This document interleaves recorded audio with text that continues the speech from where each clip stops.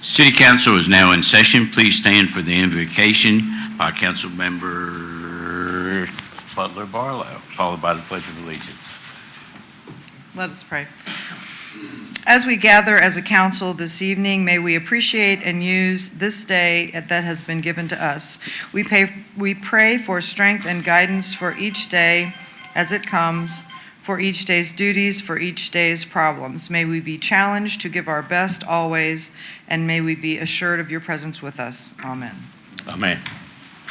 I pledge allegiance To the flag of the United States of America and to the republic for which it stands, one nation, under God, indivisible, with liberty and justice for all.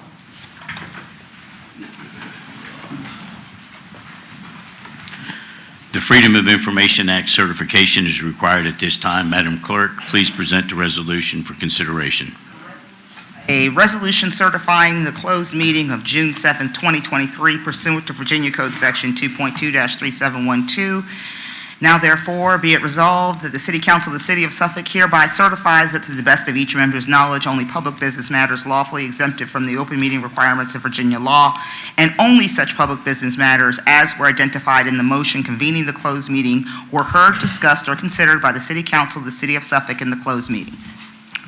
Council, motion has been presented for consideration. Council Member Butler Barlow. Move to approve. Got a motion for approval from Council Member Butler Barlow. Councilman Williams. Second that. And a second from Councilman Williams. Is there any discussion of the motion? Hearing none, council members prepare to vote.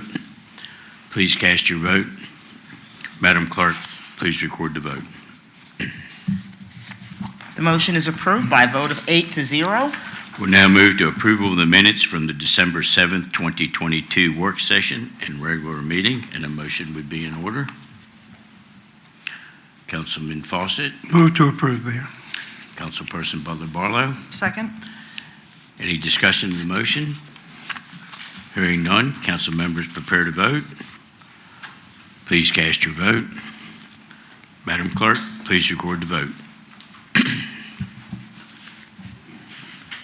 The motion is approved by a vote of 8-0. We do have one special presentation this evening, a resolution recognizing Donald Z. Goldberg for his years of service to the City of Suffolk, Virginia.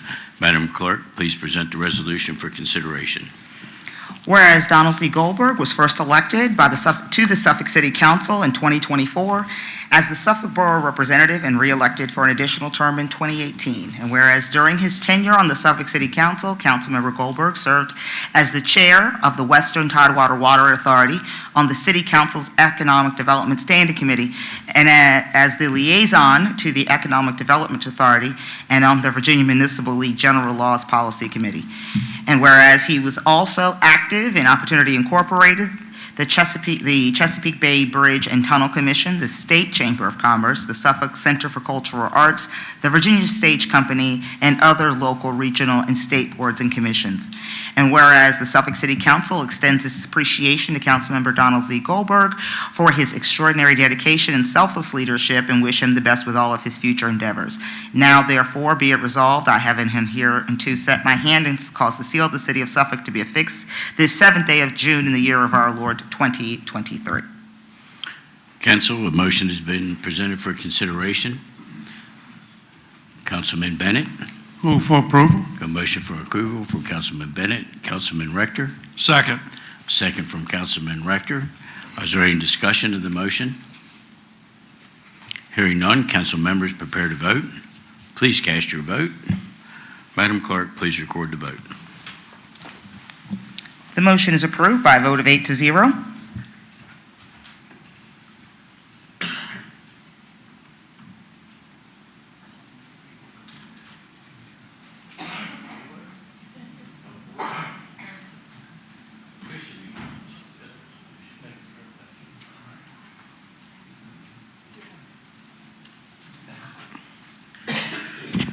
The clerk has already read the resolution.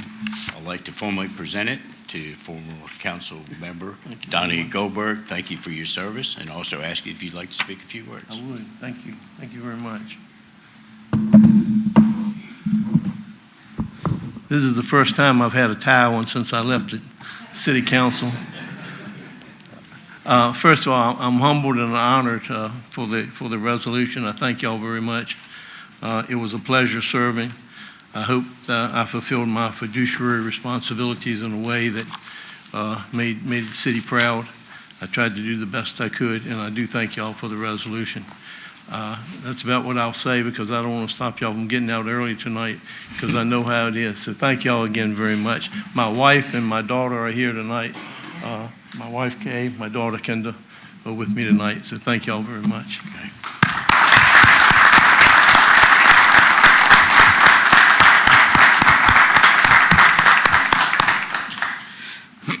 At this time, we'll consider the removal of items from the consent agenda and adoption of the entire agenda as presented. Removal of any item from the consent agenda would only be necessary if any member of City Council wishes to vote on a specific item separately, and a motion would be required.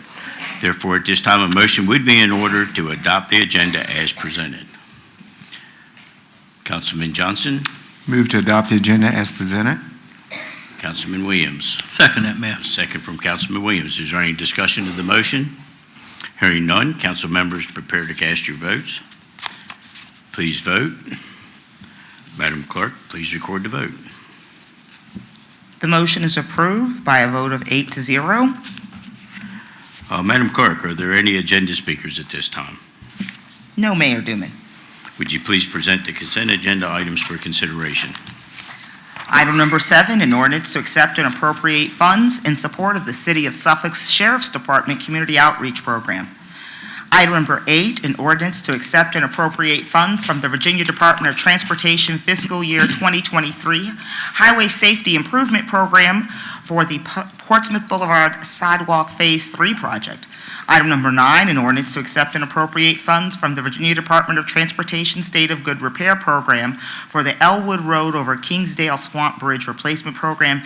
And item number 10, an ordinance to amend Chapter 38 of the Code of the City of Suffolk, Virginia by amending Section 38-34 and adding Section 38-34.1 concerning powers and duties of the Fire Marshal. Mr. Manager, will you please provide an overview of the items? Mayor, Vice Mayor, members of council, in regards to item 7, the city is in receipt of $7,950 in support of the Suffolk Sheriff's Department Community Outreach Project. The funds will be used to purchase supplies for the Suffolk Senior Services Expo. The funding has been received from the following businesses: Town Bank, $7,500, Dominion Energy, $300, Senior Advocate LLC, $150. Adoption of this ordinance will increase the revenues and expenditures of the Consolidated Grant Fund budget by $7,950. There is no local match. In regards to item 8, the city is in receipt of additional funds in the amount of $100,000 from the Virginia Department of Transportation FY 2023 Highway Safety Improvement Program for the completion of the Portsmouth Boulevard Sidewalk Project, Phase 3. Adoption of the ordinance will increase the revenues and expenditures of the FY 22-23 Capital Projects Fund budget by $100,000. There is no local match. In regards to item 9, the city's receipt of additional funds in the amount of $242,288 from the Virginia Department of Transportation State of Good Repair Program for the Elwood Road over Kingsdale's Swamp Bridge Replacement Project. Adoption of this ordinance will increase the revenues and expenditures of the FY 22-23 Capital Projects Fund budget by $242,288. There's no local match required. And item 10 is an ordinance to amend Chapter 38 of the City Code concerning the powers and duties of the fire marshal. The amendments conforms Chapter 38 of the City Code with Chapter 3 of the Code of Virginia. If there are no questions about the items, a motion would be in order to approve the consent agenda as presented. Council? Councilman Bennett? Move for approval. Councilman Johnson? Sorry, we got a second from Councilman Johnson. Is there any further discussion of the motion?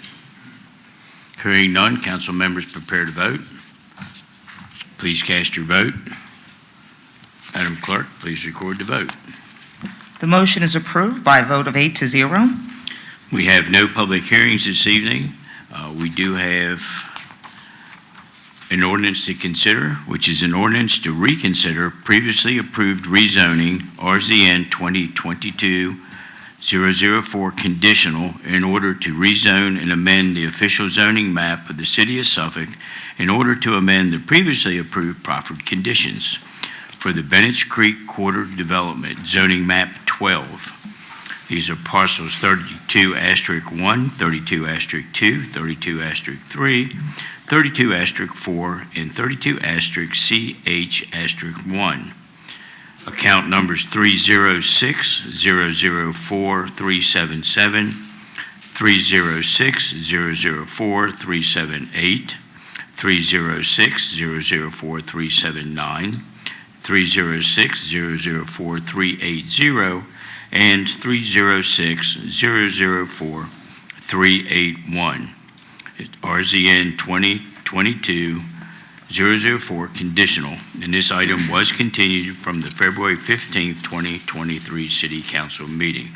Mr. Manager, would you please provide an overview? Yeah, Mayor, Vice Mayor, members of council, Kevin Wine, Director of Planning and Community Development, will provide the staff report. Kevin? Thank you, Mr. Manager, Mayor, Vice Mayor, members of council. As the mayor stated, this was deferred from your February 15th meeting, consideration on this item until this evening, but this is a reconsideration of previously approved rezoning, and that was an amendment at the time, RZN 2022-004, to amend the previously approved proffers associated with this rezoning. This rezoning has quite a history, but it goes back to 2018 when it was rezoned from RR, that's residential rural, to RU at the time, and that would allow for ultimately 417 units as proposed by the developer. And this development is located just off of Shoulders Hill Road, south of its intersection with Route 17 Bridge Road there in the northern growth area of the city, designated Inner-Ring Suburban Use District. So the developer is presenting for your consideration this evening an amendment to the existing proffers, and this comes down to the phasing of the development. And here's that proffer as proposed by the applicant. But initially, going back to 2018 when this was originally approved, the developer was held to 111 townhome equivalent units or 68 single-family units. Before the intersection improvements were made at Bridge Road and Shoulders Hill Road. Those were in the CIP. The construction is about to begin on that project. However, they moved forward prior to the sequencing of that project on the city's end, and came before you all, I believe in 2020, to modify those proffers, in 2022, to modify those proffers to allow for an increase from 111 to 186. It was an increase of 75 units at that time. And that's what you are reconsidering this evening. At this stage, the applicant is requesting a modification of the proffer that would allow a sequencing on a year-over-year basis until all 417 units have been constructed. Right now, they are permitted up to 186 total. My understanding is they're pretty close to that now, if not there already. And they would like to pursue 56 new dwelling units in this current year, 2023, an additional 48 in 2024, and 82 in 2025, with the balance of unbuilt units coming online at the end of 2025, or by 2026, excuse me. There is a schedule associated with this proffer modification as requested by the applicant. That by itself is not proffered. What they're looking at is more of a yearly cap on what COs are outstanding there. But in closing, staff cannot support the amendment as proposed by the applicant because the level of service just does not exist at that intersection currently. And as such, it does not comply with our UDO requirements as it relates to level of service and adequate public facilities. So that's my presentation on this item. It is not a public hearing that I believe was held back in February, so I can stand by for any questions you may have. Okay, thank you, Mr. Wine. Council, questions, comments, or a motion? Councilman Fawcett. Thank you, Mayor. Thank you for your presentation.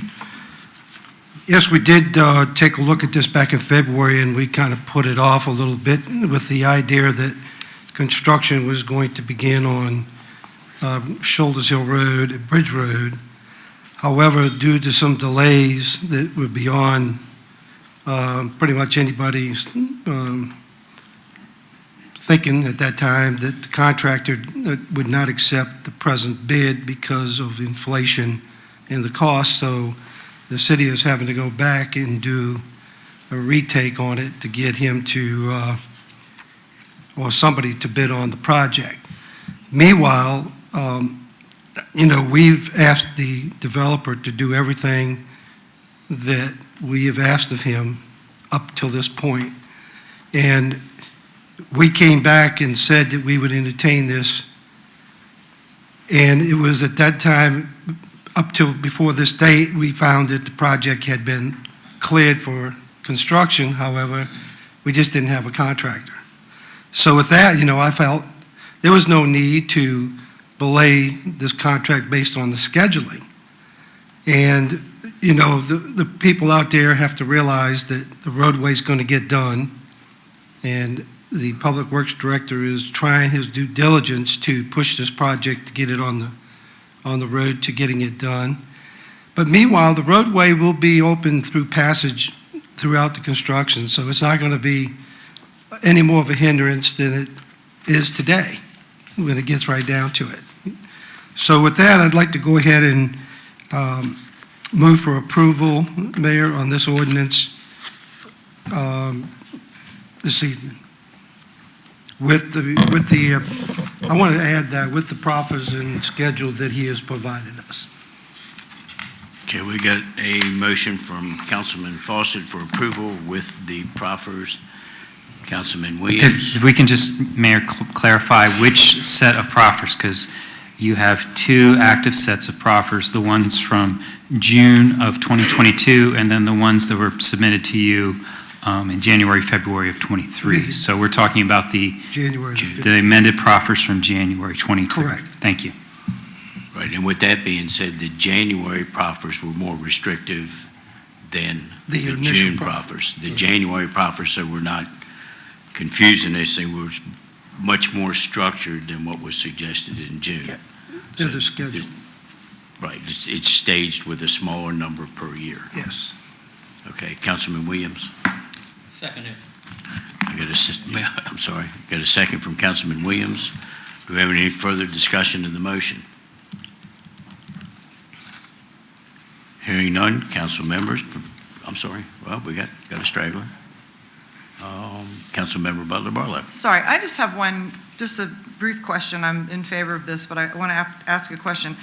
At the bottom of the highlighted area that we have, it says, when construction of Bridge Road and Shoulders Hill Road is built, this property will be eliminated. So I'm understanding that to mean that the roadways will be completed. If the infrastructure is in place, then we won't need this scheduled. Correct. That's correct. Okay, I just wanted to make sure I understood that. Thank you. Right. Good question. Any other questions or comments? Hearing none, council members prepare to vote. Please cast your vote. Madam Clerk, please record the vote. The motion is approved by a vote of 8-0. Okay, we'll now move to resolutions. We have a resolution authorizing the city manager to approve open space easements. Mr. Manager, please provide an overview. Yes, Mayor, Vice Mayor, members of council, again, Director of Planning and Community Development, Kevin Wine, will provide the staff report. All right, thank you again, Mr. Manager, Mayor, Vice Mayor. From time to time, we all approach you with resolutions as it relates to authorizing the city manager to accept and execute a deed of open space for cluster subdivisions within the city of Suffolk. This is required in accordance with the Code of Virginia, and we do this somewhat regularly for each phase of a cluster subdivision, and that's for compliance with the Virginia Conservation Easement Act, basically allowing us to hold a deed over that to keep it in open space in perpetuity. A lot of times what we'll see is subdivisions are multiple phases, so we'll come back before you all each and every phase of that subdivision, because each subdivision of that has passive open space within it requires that same deed of open space. So currently, prior to cluster subdivision plat approval, action by the City Council is required authorizing the city manager to accept this deeded open space for each and every phase of a cluster subdivision. This resolution before you this evening will eliminate your need to act on all of them and authorize the city manager to sign off on these administratively when they're ready for approval. So with that being said, it will consume less of your time as City Council. It will consume less staff time in prepping this all for your consideration. So staff is supportive of this resolution, and I will stand by for any questions you may have on it. Okay, thank you, Mr. Wine. Council, questions, comments, or a motion?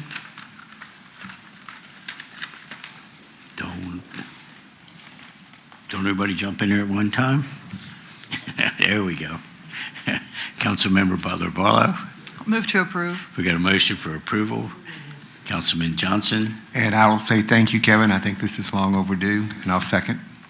a second from Councilman Johnson. Any other questions or comments? If not, before we vote, I think this is, I don't know who came up with this idea, but it was a great thought. Wish I'd had it. It's more or less a procedural issue as far as accepting the open space for the developments, and it's going to streamline the process and save a lot of staff time, council time, and everyone else. So I appreciate the initiative bringing it forward. With that being said, council members, if there's no further discussion, please prepare to vote. Please cast your vote. Madam Clerk, please record the vote. The motion is approved by a vote of 8-0. We'll now move to staff reports, and we do have a staff report relating to the 2045 Comprehensive Plan. Mr. Manager, please provide an overview. Yes, Mayor, Vice Mayor, members of council. Keith Kennedy, Principal Planner with the Department of Planning and Community Development, will provide the staff update along with our consultant who's with us this evening. Keith.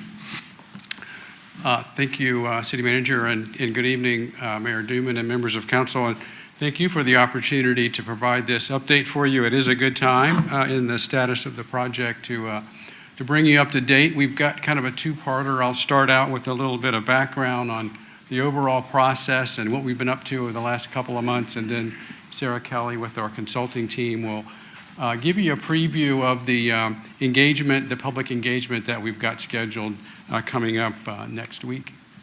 So where have we been, what have we been working on these last several months? And you all are certainly well aware of this and involved in this in many in many aspects. We actually, in addition to meeting with our steering committee, we took the opportunity to interview them individually. This is a group of about 22 folks with different interests and talents and thoughts about the update of the plan, and this gave us a chance to really get to know them and understand their issues.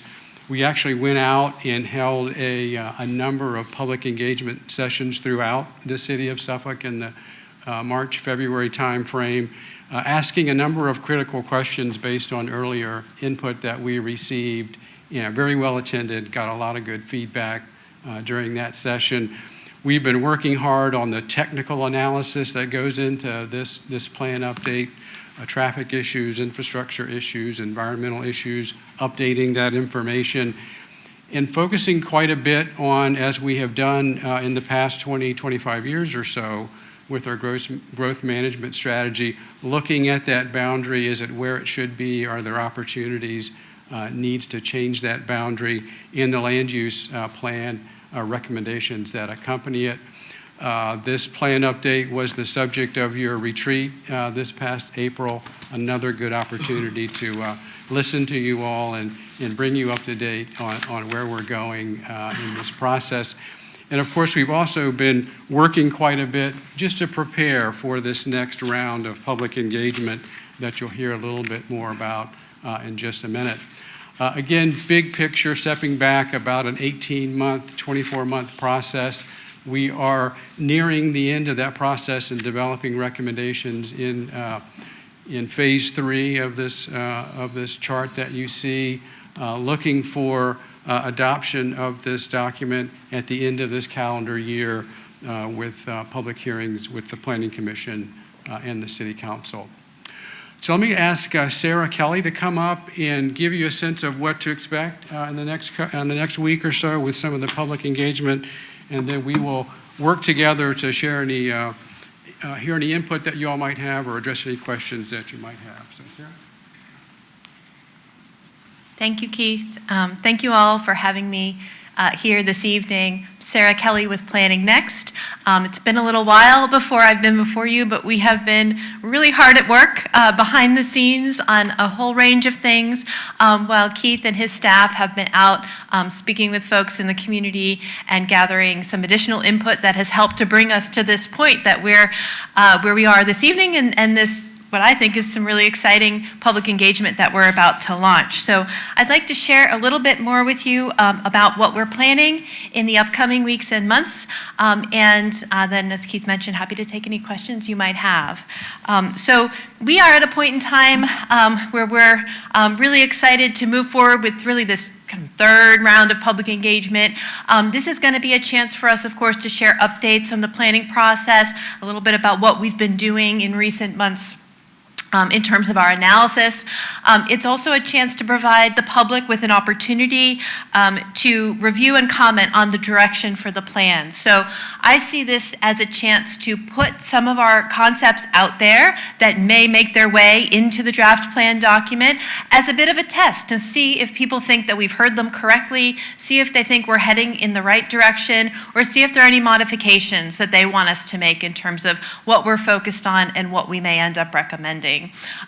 We're also really mindful of wanting to just maintain enthusiasm for the work that we've done. There's been a lot of interest in this update, and we want to keep that going. So we're hoping that we'll just provide a positive experience for people. We've really worked hard to design the engagement in a way that we think will make people feel really comfortable and willing to share their ideas, and that even folks who might not be accustomed to this kind of work or who might not come out to a lot of meetings like this will really feel that they're able to do so. So there are a few ways that the public can get involved. We have 3 in-person open house events that we're planning. 2 of them will be next week in the evening, one at the Hilton Garden Inn and one up at Hub 757. And then there will be a 3rd event that will be held on a Saturday morning. I should say late afternoon to early evening are the first 2. And then the final one will be on a Saturday morning. The idea behind this is to provide multiple opportunities, different times of day, different days of the week, to try to accommodate as many people as possible. You'll notice like 3 to 7, that's a 4-hour window. We do not expect people to be there for 4 hours. We'll be there for 4 hours, but they don't have to do it. It's sort of an opportunity to drop in at a time that's convenient for you. And again, we've designed this so that people can be there for whatever amount of time they can be available and still have a meaningful experience. In addition, we know that not everybody can come out to a meeting at a particular day and a particular time.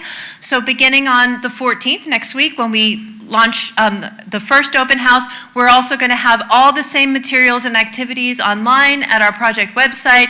We'll make sure that information about that gets out. We've been getting the word out, but we'll do another blast, make sure people know that it's there, so that if you couldn't be there in person, you still have the same chance to learn about what we're doing and to comment on it. We also know that some people also may not be able to easily go online, or that might not be as comfortable or convenient for them. So we do have paper versions of the same materials that we'll make available to folks who can be there in person and also will not or do not wish to do the activities online. So we've been working hard to spread the word about what we're doing.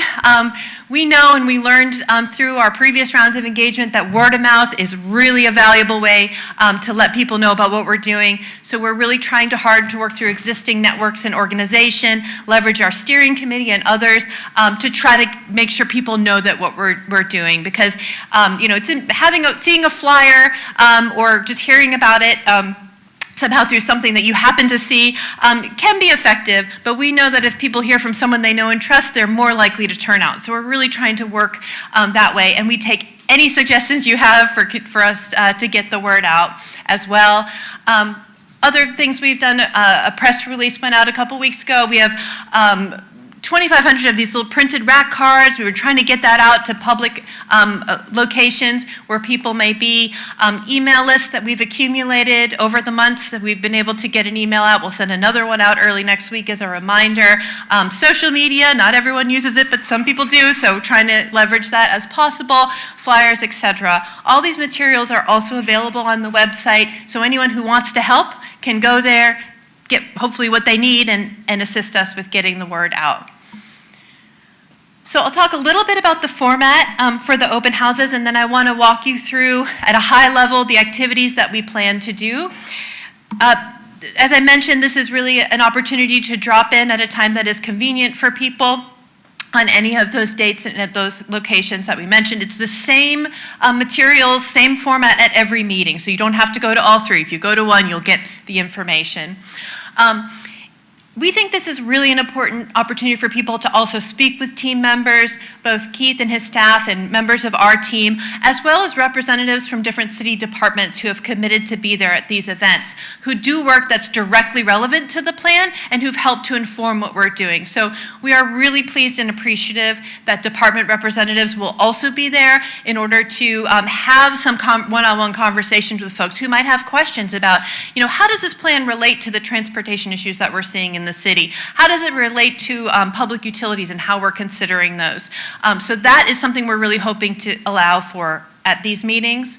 The main thing that people will be able to do at the meetings is to review and comment on some display materials. We have these big 30 by 40 boards where we're presenting some of the key information in the plan. People will have a chance to take that in, and then we have a series of worksheets where they can write their thoughts and comments.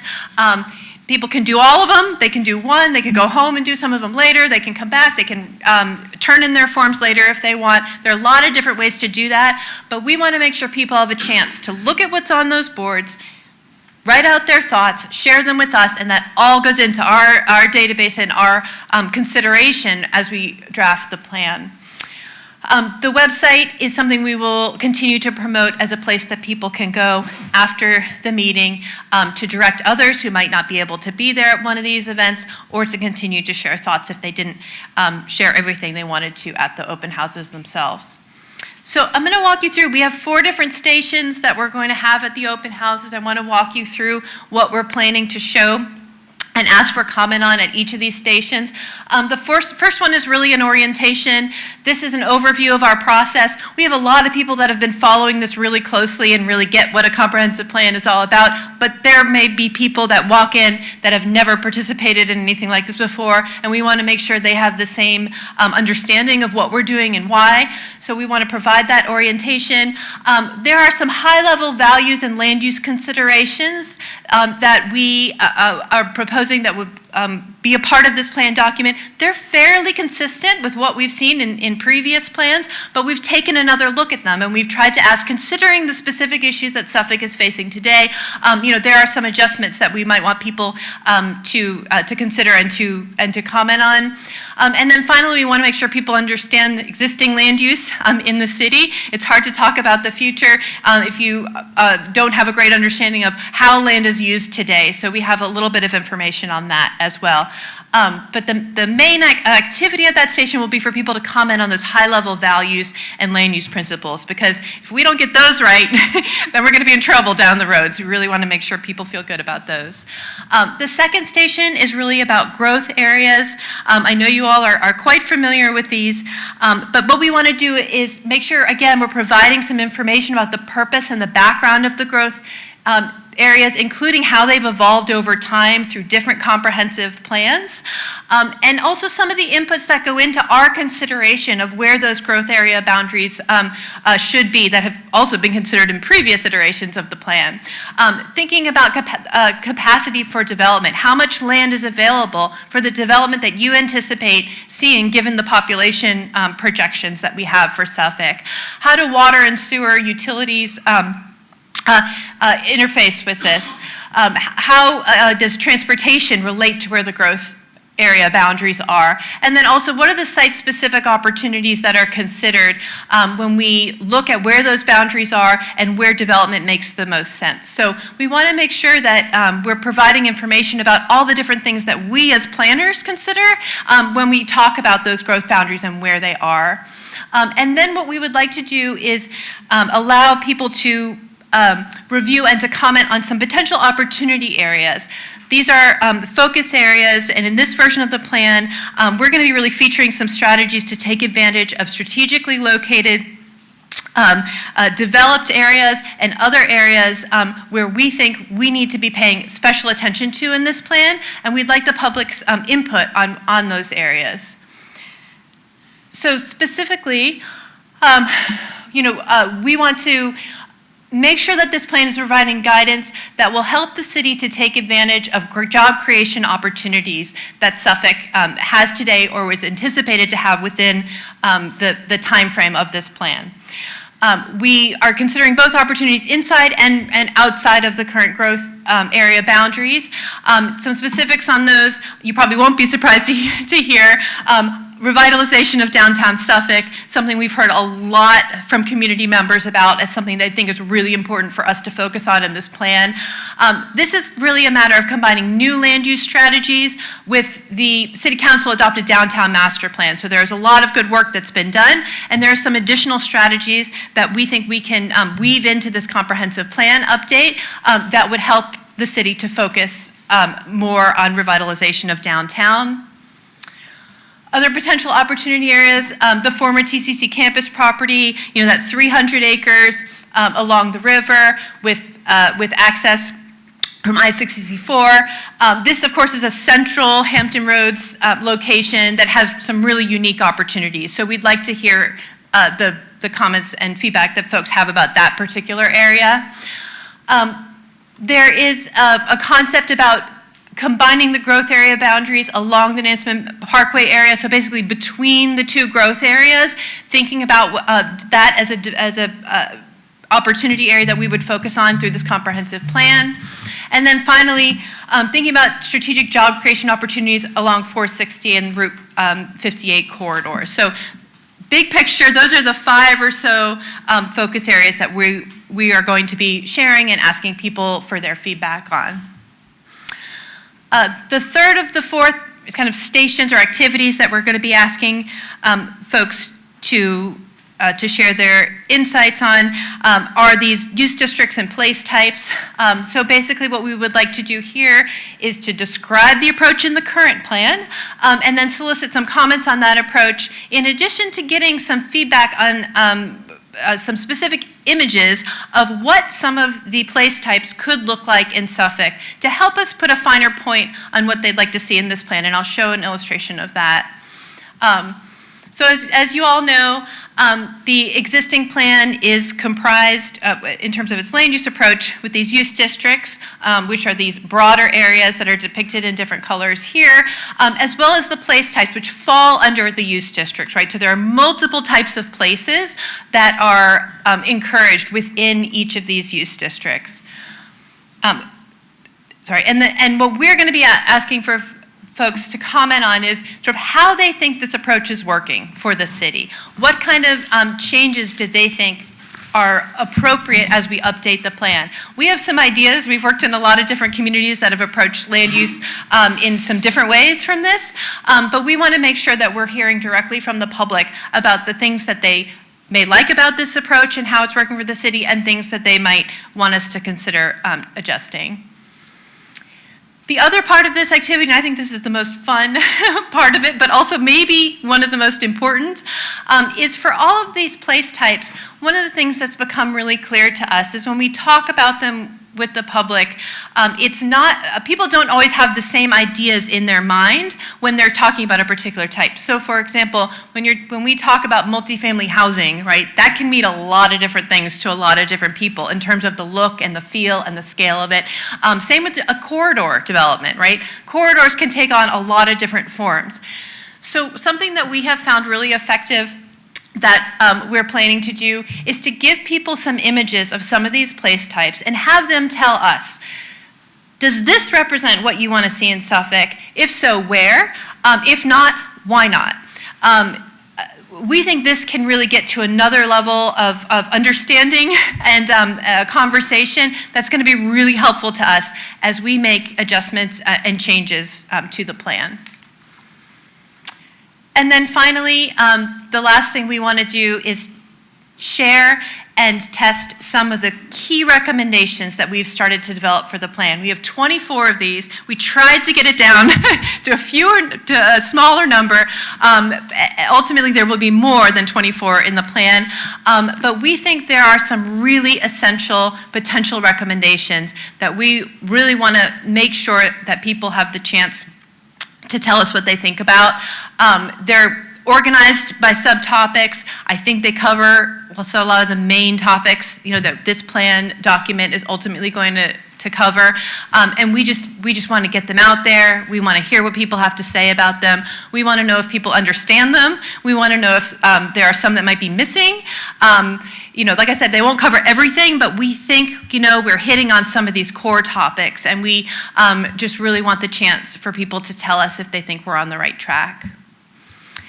Last couple slides and then I'll be done. We do have an exit questionnaire. I point this out because it's really important for us to identify people who are participating, and then we can compare that to city demographics and where people live and all of that. That gives us a sense, perhaps more importantly, of who might not be there and not be participating, so we can make an extra effort over the next couple of months to reach out. And then finally, a few next steps. We'll be continuing our engagement through July with the online and getting the word out and giving people the opportunity to still do the activities on paper if they couldn't be there at one of these events. We're then going to move into beginning to prepare some draft plan materials. We'll be soliciting some guidance from our steering committee, then sharing a draft plan document once we have it ready with council and the steering committee, revising that, coming before you for adoption hearings and associated review, and then finalizing the plan document with the goal of getting that done by the end of the year. It's a lot to do, but I feel really good about the place where we are today. I think we're really in a position now where we're honing in on what some of these core issues are, and like I said, we've had a lot of participation and interest, so I think we're really well positioned to get this work done and work hard over the upcoming months and be back before you with something that I think we'll be proud of and hopefully you will feel really good about as well. So appreciate the opportunity. I know Keith and I are happy to take any questions that you have about the engagement specifically or anything else about the process. So thank you very much. Okay, thank you very much for your presentation. Indeed, you've got a lot going on. Council members, questions or comments?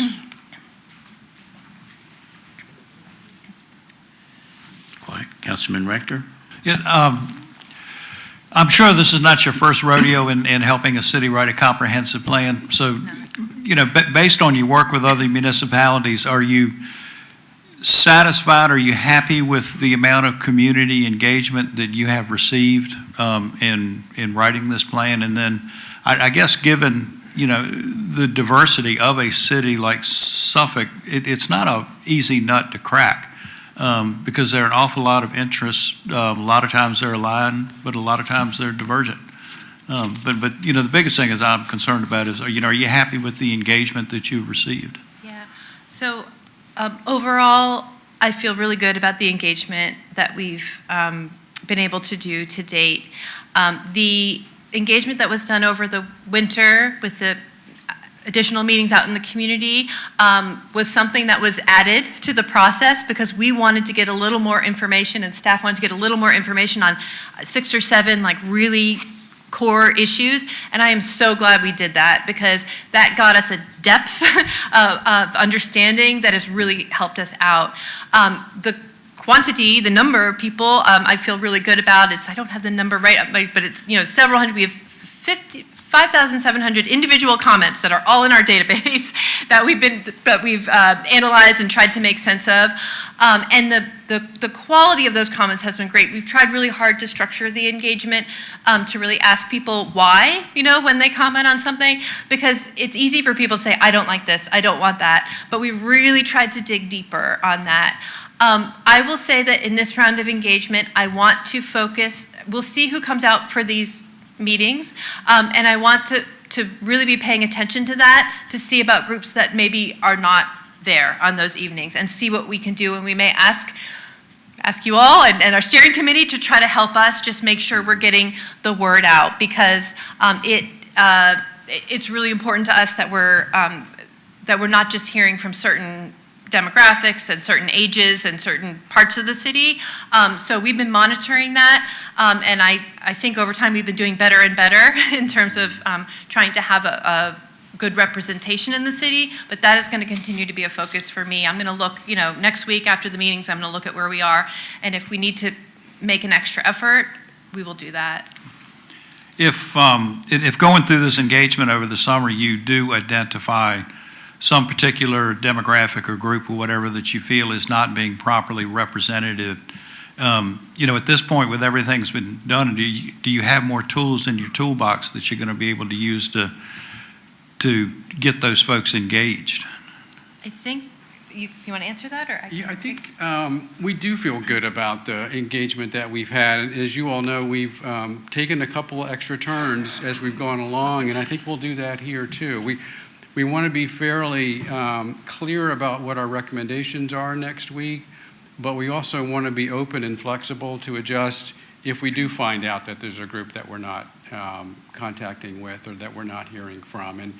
And we've got the creativity. I think, Mr. Rector, you're right. We're very fortunate to have a group of folks who do this a lot. This is very specialized work, and they're good at the engagement part as well as the technical part. So we'll see what kind of response we get next week, and if we feel like there's some gaps, we'll share that with you all, and along with some recommendations to fill those gaps. Thank you. Council, any other questions or comments? Hearing none, I'd just like to offer a few comments.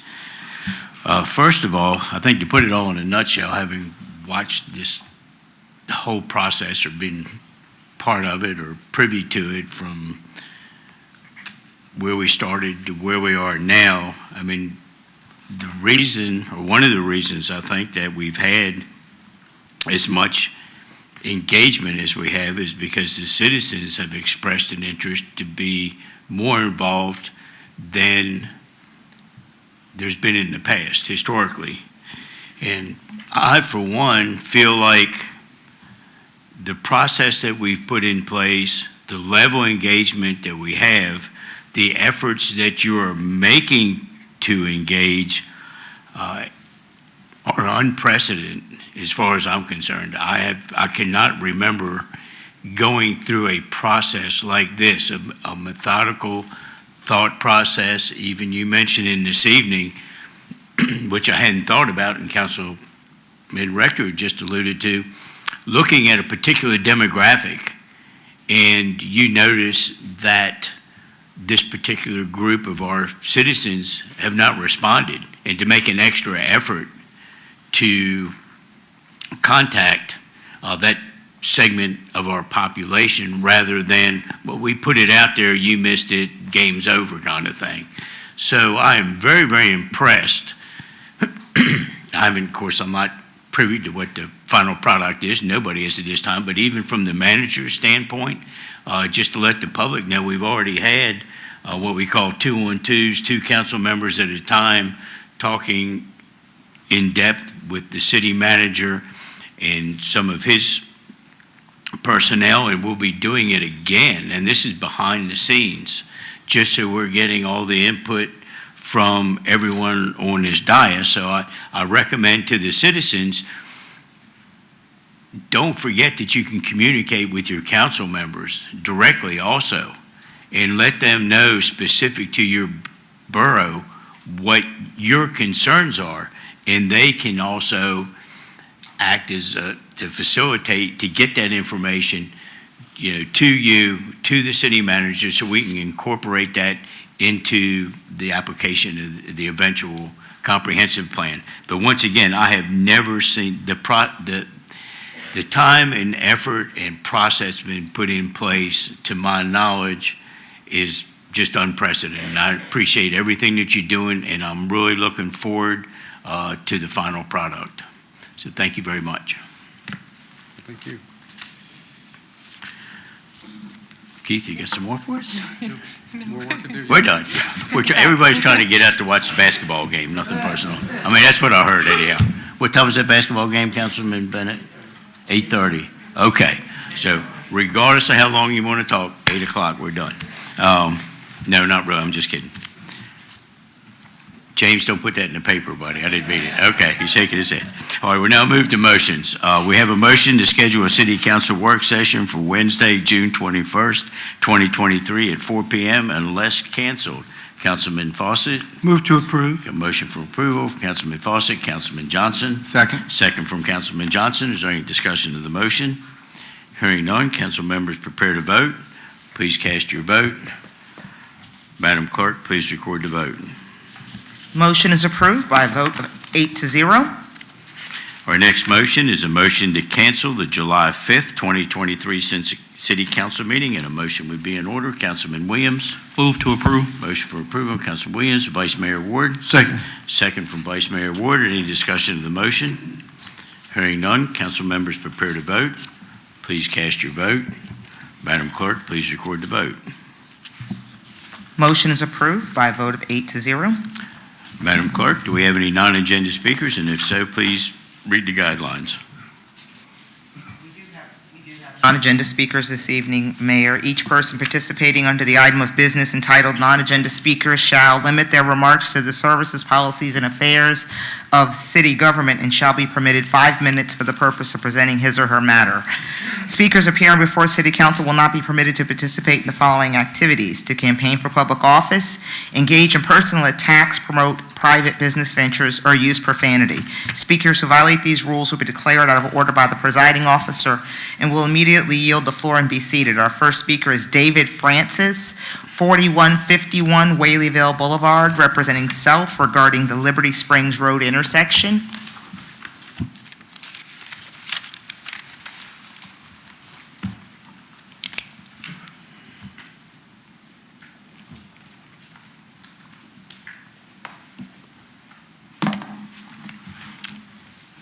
Good evening, Mr. Mayor, Vice Mayor, members of the City Council, and citizens present. Thank you for the opportunity to speak tonight regarding a very dangerous intersection within our city. My name is David Francis, and I have lived in the Liberty Spring community for almost 70 years now. During that time, I have seen a tremendous growth in this area. Like the rest of Suffolk, the Whaleville community continues to grow both residentially and commercially. Whaleville Boulevard continues to be a major corridor for tractor trailers and other large commercial vehicles traveling into and out of Suffolk, especially as warehouses go up within a few miles of Whaleville. As you all know, a growth in housing has a direct result in the increase of traffic on our highways. New homes continue to be built in this area, adding traffic not only from homeowners, but from school buses and refuse collection vehicles as well. These factors all combine to create a very dangerous intersection in the Whaleville community. The intersection I refer to is the intersection which occurs at West Liberty Spring Road and North Liberty Spring Road. I have copies of maps, Mr. Mayor, if I could get those distributed, please. Just set them in the basket, please. There we go. I was hoping to get the maps up to you guys so you could see the area that I'm specifically addressing. Is that not possible? So they'll be distributed. You can feel free to go on with your comments, but they'll be distributed to council. So in the area that I have outlined on this map will show you the exact location that I'm referring to. As has been documented by the Suffolk Police Department, this intersection is a recurring location for many accidents ranging from minor fender benders to significant bodily injury. My fear is it's just a matter of time before someone is killed here. If no changes are made, this intersection is first and foremost a three-way intersection. For all intents and purposes, North Liberty Spring Road intersects with West Liberty Spring Road, and they both intersect with Whaleville Boulevard, Route 13. This combines the problem.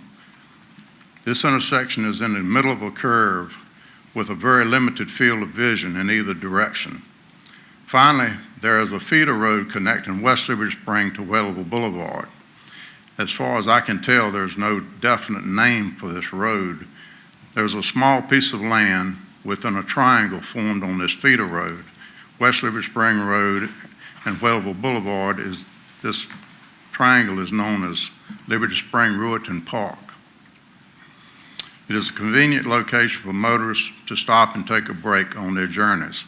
However, anyone accessing Whaleville Boulevard from either direction heading north or south have a nearly impossible time seeing oncoming traffic in either direction. This is a safety issue because the intersection causes the drivers to have to turn much greater than 90 degrees, as found in most intersections. The limited visibility caused by the bend in the Whaleville Boulevard, where the speed limit is 55 and the increase in the physical turn necessitates by the access angles compound to create a very dangerous intersection for anyone trying to get onto Whaleville Boulevard, school bus drivers, passerbys, etc. This intersection was created over 40 years ago when the traffic wasn't nearly as great as it is now, and this is long overdue for improvement. I have several people here tonight that I'm going to ask to stand in favor of this request that something be done. These are people who came tonight in support of this.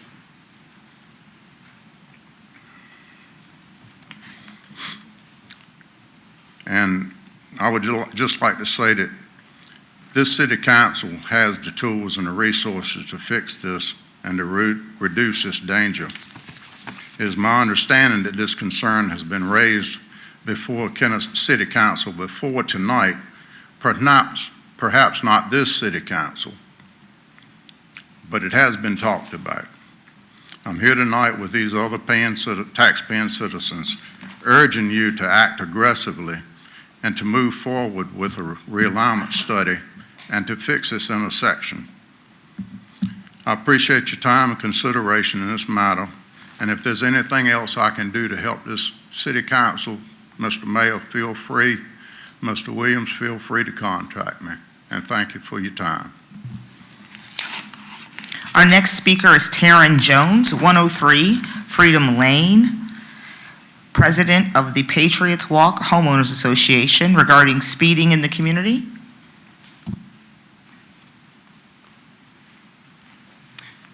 Hello, good evening, Mayor, Vice Mayor, and City Council members. I actually had an opportunity to speak with City Council, Councilman Rector, and City Councilman Bennett on this matter. I won't waste your time. I totally forgot to cancel my request, so I'll just leave it at that. Thank you both for your time. Appreciate it. Our next speaker is Gloria Samara, 8313 Hudgens Circle, representing self, regarding flooding in her area. Ms. Samara? Our next speaker is Thomas Rain, Thomas Rain. It's Ryan. Oh, Ryan, no, it is Ryan. I had it right the first time. 119 Suffolk Meadows Boulevard, representing self, regarding the Suffolk Humane Society. Good evening, Mayor, Vice Mayor, Council, City Manager. Thomas Ryan, 119 Suffolk Meadows Boulevard, Suffolk, Virginia. I'm going to, out of respect for your time, I'll do the best I can here. This is very important. And as Vice Mayor Ward eloquently states numerous times, I'm going somewhere with this, so please be a little patient with me.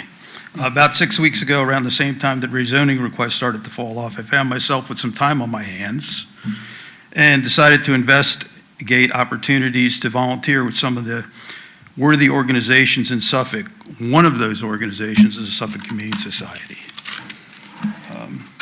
When I went to visit this facility on Kings Fork Road, I found a dedicated team providing some much-needed TLC to not only animals in need, but also many citizens of Suffolk struggling to make ends meet by providing food, bedding, accessories, and many other items.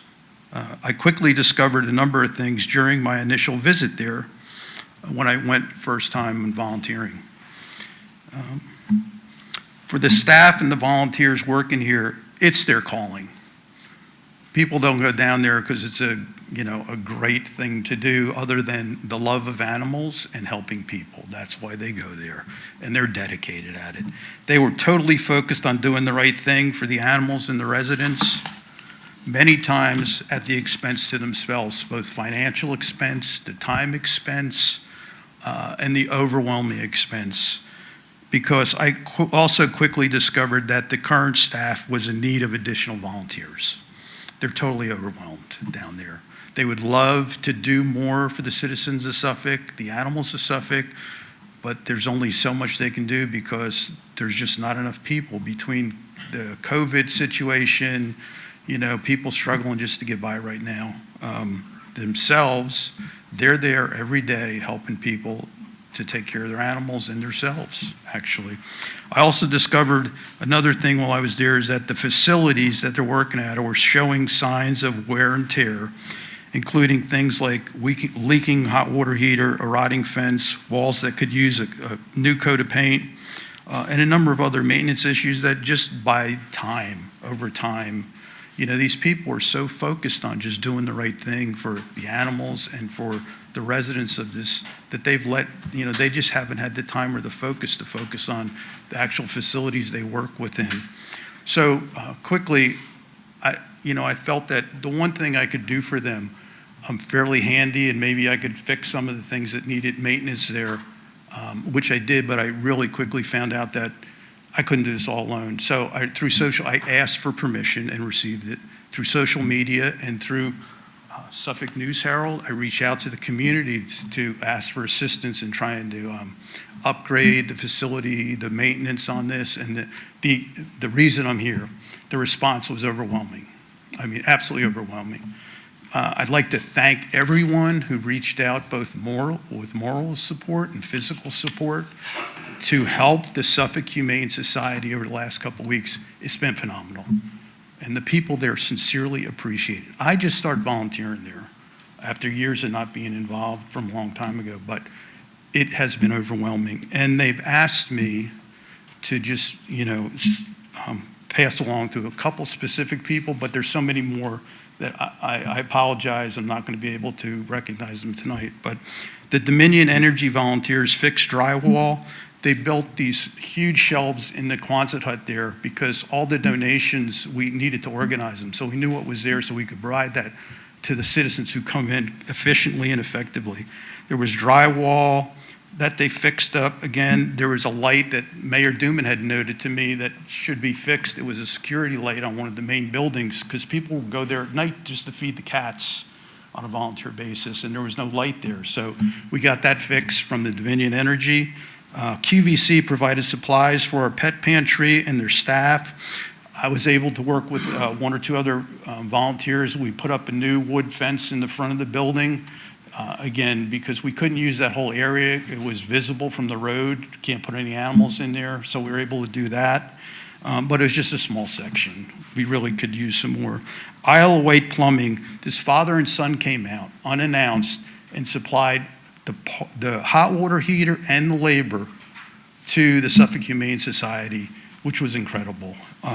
We've had other people fix. There was a flooding issue in the facility that, and I can't say enough, and I just wanted to thank that and just pass along one other thing. We still need volunteers out there. This is a very important organization to Suffolk, and I know my time is out, but very quickly, books and reading for kids in Suffolk, events that we have, which is Pause for Arts, the Mutt Strut, things like that. We need people to come out and help. In the office itself, answering phones, working. We like to expand some of the hours. We're not open on Wednesdays right now because we don't have enough people. We'd love to expand those hours. The organization asked me to pass along their thanks specifically to Mayor Duman, the city manager, Mr. Moore, the chief, Megan, and the K-9 cops for allowing them to work together on what they call the SAC subs, which is people that volunteer to take in animals, rescues, at night when the animal control is not open, and take them for the weekend and things like that. These are all volunteers that are opening up their homes to these animals and people. So I know my time is way overdue here. You guys want to go watch the game, but I just ask you, anything you can do to spread the word to your friends, to your neighbors, to other residents of Suffolk to come out and help the Suffolk Humane Society is very much appreciated. And anything you could do to support that, I and the organization would again be very, very appreciative. So thank you so much for your time. Sorry I went over. Thank you.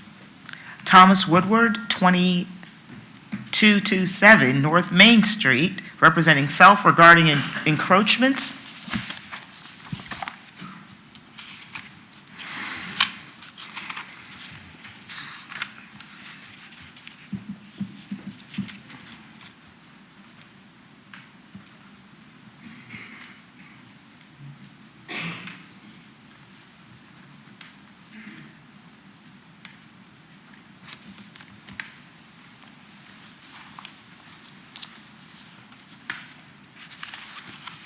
Mr. Mayor, members of council, I'm Tom Woodward. I live at 227 North Main Street. I'm as much downtown Suffolk as you can count. I've never lived up over half a mile from where I was born. Next month I'll be 80. So I'm downtown Suffolk.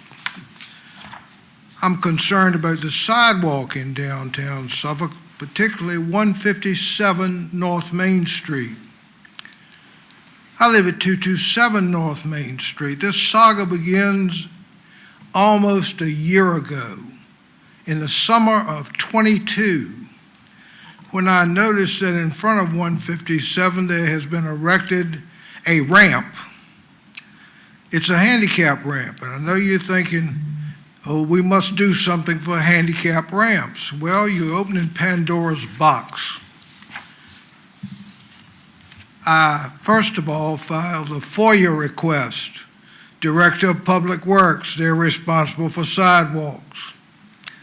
It's about 50 pages. I then meet with Mr. Lewis, who's Director of Public Works, go over it with him. He agrees with me. You can't put the encroachment on the sidewalk. And to put it bluntly, what is said is either take it up or take it to City Council.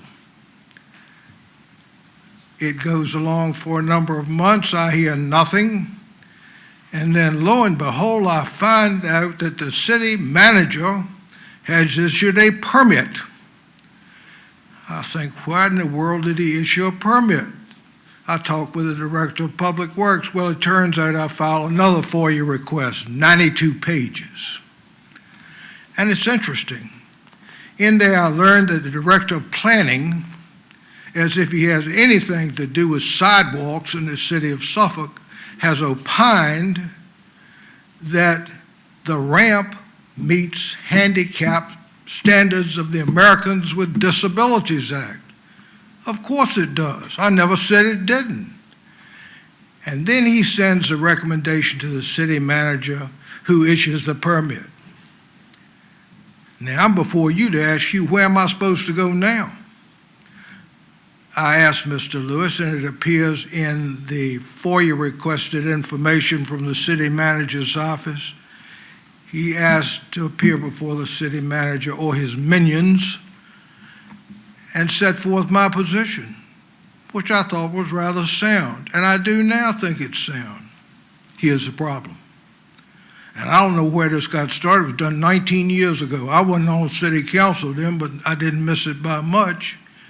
Somebody decided the city council would issue encroachment permits, which are very narrowly defined, specifically defined what an encroachment is, or its designee,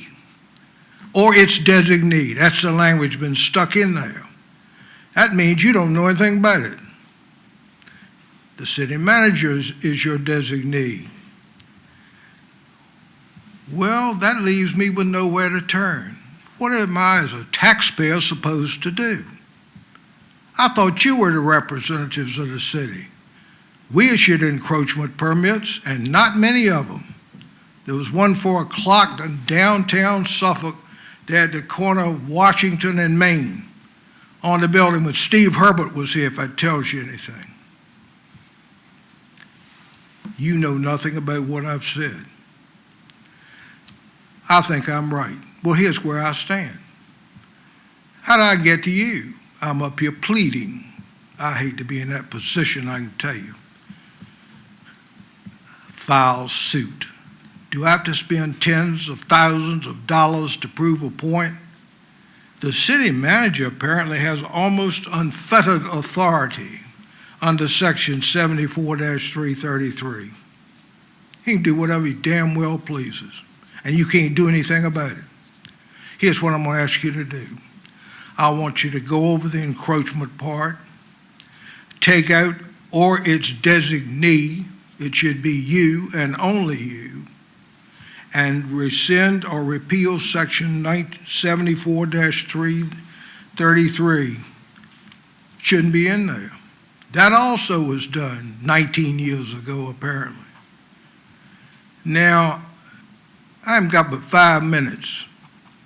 So how do I address this issue with you? I think Mr. Moore ought to have a chance to respond. He ought to be able to disprove what I've alleged, and I'll present documentation of what I've said. And the city attorney should be able to respond. Now, when are you going to do it? How about let's do it in work session? I'll come up here. Mr. Moore can come up here. City attorney will be here. They can present their side. I'll present my side and present Mr. Lewis. And if you can show me why the director of planning has anything to do with the public sidewalks of the city of Suffolk, here's me. The director of public works does and always has. Sidewalks, highways, all of that. You might not like what he has to say depending upon where you live, but that's the position. My time is now up. Thank you, Mr. Mayor. Thank you, members of council. Our final speaker this evening is Donald Green, 106 Willow Street, representing Self, regarding conditions of Willow Street.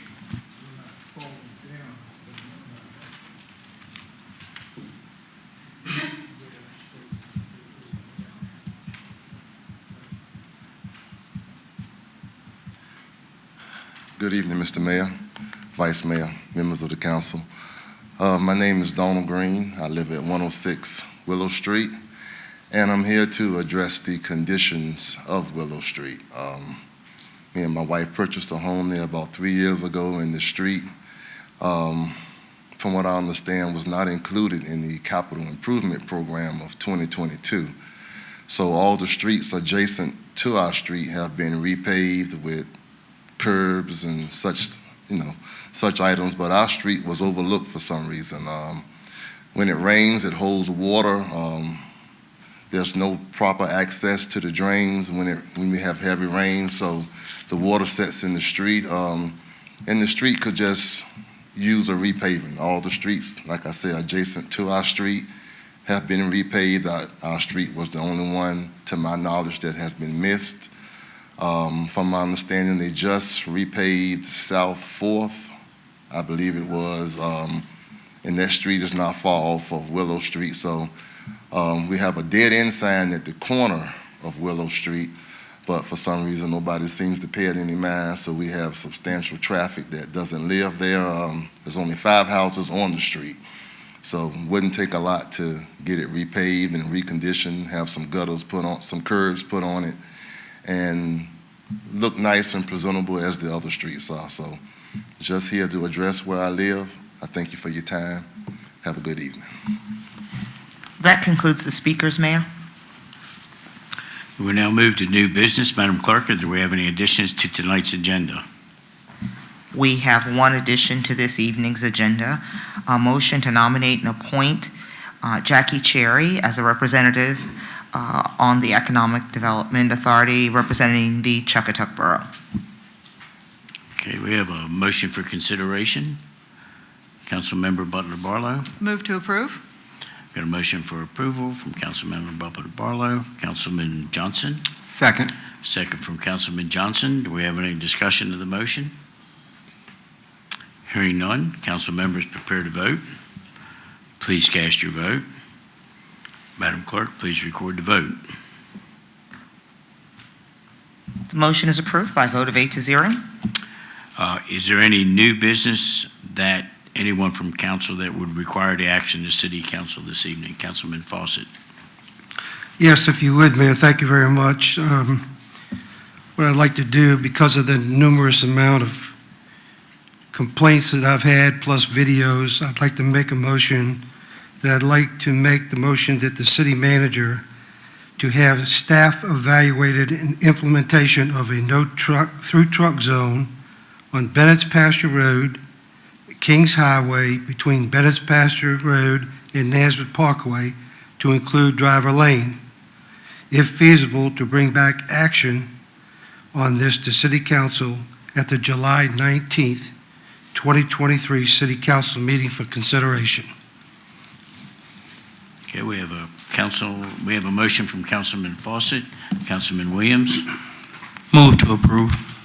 We have a second. Oh, I got a second. I'm sorry. Second. I got it. We got a second from Councilman Williams. Any discussion of the motion? He did. Now, hearing none, council members. Oh, go ahead. I'm sorry. We got you coming in late. I think when we are looking at this, I know we had some issues some time back about truck traffic there because Blair Brothers have a business there, and his drivers were getting tickets.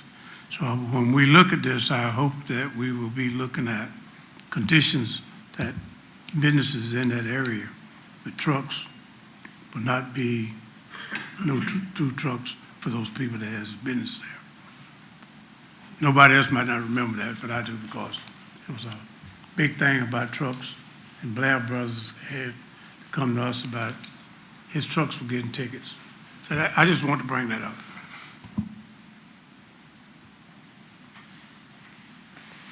Okay, any other questions or comments? Well, I think it would be directly related to through trucks. That'd be correct. Yeah. Okay. Okay, any other discussion? Hearing none, council members prepare to vote. Please cast your vote. Madam Clerk, please record the vote. Motion is approved by a vote of 8-0. Okay, we'll now move to announcements and comments, and at this time, I ask Media and Community Relations Director Jennifer Moore if she has any announcements.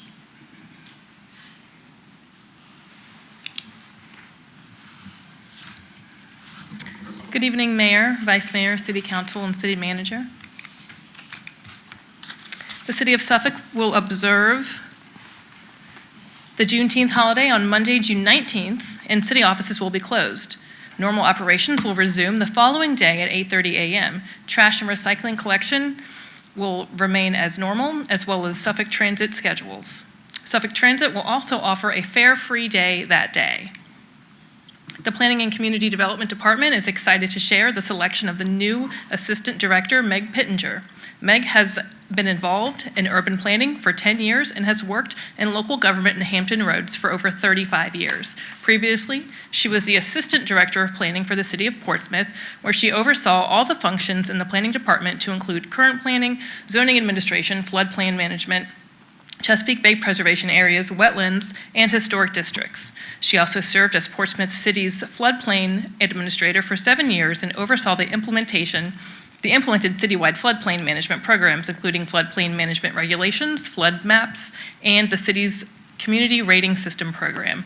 Prior to that, she worked in the City of Portsmouth Parks and Recs Department for 26 years in a variety of capacities, increasingly responsible roles, including ending with the division manager position. She's a certified floodplain manager and a certified zoning administrator and has a bachelor's degree in biology from Old Dominion University. Welcome, Meg, to the City of Suffolk team. Suffolk's National Night Out 2023 will officially begin with the community kickoff event scheduled for 6 p.m. Thursday, June 13th at Suffolk City Hall. Community and neighborhood group leaders are welcome to attend and find out what this year's big event is all about, as well as register for the big night with the Suffolk National Night Out Committee. Suffolk has a long-standing tradition of excellence with National Night Out and has ranked in the top 10 nationwide for over a decade in our population category. Last year, Suffolk placed third in our population category. This year's National Night Out event will be celebrated on Tuesday, August 1st, and for more information, visit suffolknno.com. The 2023 Atlantic hurricane season runs from June 1st through November 30th, so it's important that you know your zone. Zones are designated A through D. Zones provide residents with clarity on whether they should evacuate in an emergency or go to a shelter or shelter at home, based on their physical street address or the nature of the emergency event. The Know Your Zone website displays a detailed interactive map that is color-coded showing each evacuation zone. Residents can use that map to view their region and zoom in on their residential neighborhood and street. Users can enter the physical address in the search bar and view and confirm that their designated area is in fact evacuated. For more information, visit knowyourzoneva.com. The City of Suffolk is encouraging community members interested in having a voice in the future of Suffolk to attend one of 3 comprehensive planning open houses this month. Input and feedback received during the 3 sessions will be used in updating the city's comprehensive plan, Suffolk 2045. Scheduled open houses will be held June 14th, 3 to 7 p.m. at the Hilton Garden Inn, June 15th, 3 to 7 p.m. at the Hub 757 in Northern Suffolk, and June 24th, 9 a.m. to noon at City Hall. All 3 sessions are identical. The open house format allows attendees to drop in at any time during the event at their convenience, and attendees will have the chance. Oops, am I doing this wrong? Sorry. We'll have the chance to view display boards showing ideas for the Suffolk 2045 Comprehensive Plan, and they can provide their feedback on key recommendations, priorities, and critical issues, including growth boundaries and the look and feel of Suffolk. Advanced registration is requested, and if those are unable to participate, you can go online at suffolk2045.org to participate in the survey. A reminder from the Suffolk Police Department that the warning period for the automated traffic enforcement cameras in work zones will end on June 15th. There are 2 work zone speed force enforcement cameras locations, one at the Route 58 Holland Road widening project and the other at Route 460 at the College and Career Academy at Pruden. The civil penalty for violations is $100. The school zone traffic enforcement and bus stop arm enforcement cameras will begin issuing their citations at the start of the new school year in September 2023. Civil penalties for violators are $100 and $250 respectively, and studies are currently underway for red light camera photo enforcement placement to be determined at 9 intersections across the city. Once installed, those red light cameras will have a 30-day warning period as well, but those civil penalties will be $50. For more information, visit suffolkva.us/traffic enforcement. And mosquitoes are back, and so are the mosquito dunks. Suffolk Mosquito Control is making the dunks available at various locations across the city, at fire stations, East Suffolk Rec Center, the Curtis R. Military Rec Center, Suffolk Public Library locations, City Hall, and the Mosquito Control Office. Each household can receive one pack once a month for free. And Suffolk Parks and Rec is excited to host My First Dance, an enchanted event to remember. This father-daughter dance is open to daughters and father figures. Participants can arrive in their finest attires and enjoy an evening of refreshments, endless dancing, and fun. The event will take place this Saturday, June 10th, from 5 to 7 p.m. at the East Suffolk Rec Center.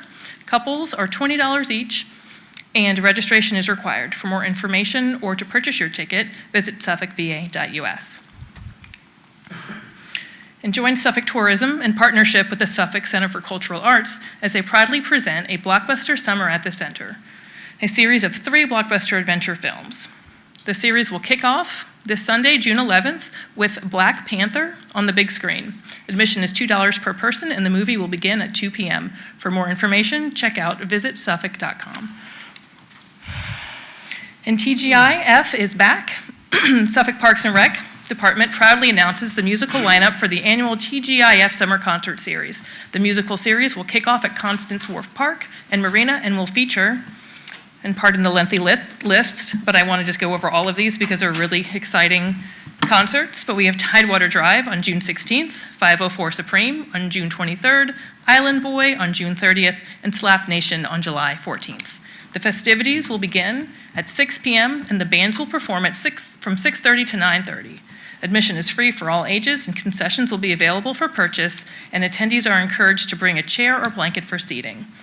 And the fun continues with 4 additional concerts at Bennett's Creek Park, with Inside Out on July 28th, Tailgate Down on August 4th, the DeLoreans on August 11th, and Wonderland on August 18th. So special thanks to Centera Healthcare for sponsoring this year's summer concert series, and for more information, visit suffolkva.us. Suffolk Public Libraries is excited to announce the expansion of the Library Resource Delivery Program. SBL Delivers is now available in Whaleyville, Holland, and to homebound residents in downtown Suffolk. This free monthly delivery service offers a convenient way for library customers to access material without leaving their homes. Just simply complete an online application to enroll, and then SBL Delivers will bring the library material to your doorstep. For more information, visit suffolkpubliclibrary.com. And join the Suffolk Public Library as they celebrate Juneteenth on June 17th from 12 to 2 p.m. at the Morgan Memorial Library. Join them for a dialogue to share insights and conversations and celebrate stories that reflect on what it means to be Black in our community, the United States, and our lives as a whole. This event is designed for upper elementary aged youth through adults. Light refreshments will be served. Drop in any time between noon and 2 p.m. and no registration is required. Visit suffolkpubliclibrary.com for more information. And of course, on your screen are the various ways that residents can stay connected to the city of Suffolk. Thank you and have a good night. Thank you. Okay, we'll now move on to announcement from City Council, and we are going to start with Councilman Rector this evening.